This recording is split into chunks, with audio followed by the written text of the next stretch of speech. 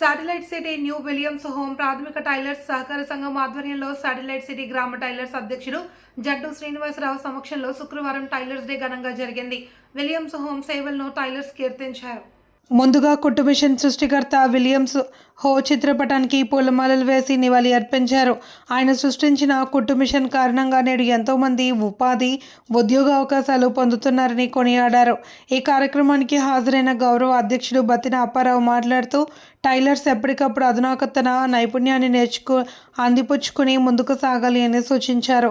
సంఘం ఉపాధ్యక్షుడు మానుపాటి వెంకటరమణ, సెక్రటరీ సీతయ్య, కోశాధికారి తామరపల్లి దుర్గాప్రసాద్, జాయింట్ సెక్రటరీ కక్కల పార్వతి, సభ్యులు అనసూరి శ్రీనివాస్, పి కామేశ్వరరావు, మద్దుల సంతోష్, ముమ్మిడివరపు శంకర్, ఈదరడ సూర్యచంద్రరావు, పొన్నం సూరిబాబు, బుడంపర్తి మంగ, ఎడ్ల లోకేష్, ఏ స్వామి, ఆర్ వనజ తదితరులు పాల్గొన్నారు. వ్యవస్థాపకులుగా మరి శ్రీని గారు ఎంతో కృషి చేశారు.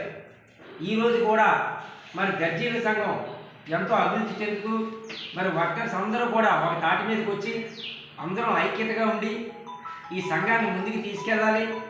మనం ఈ కాలంలో టైలరింగ్ అంతా వెనకబడిపోతుంది. రెడీమేడ్ వచ్చిన దగ్గర నుంచి కూడా చాలా ఆర్థిక ఇబ్బందులు పడుతున్నారు. మరి మమ్మల్ని ఎవరు కూడా ఏ ప్రభుత్వం కూడా గుర్తించలేదు. మాకు అనేకమైన బాధలతో ఇబ్బందులు కలుగుతున్నాం.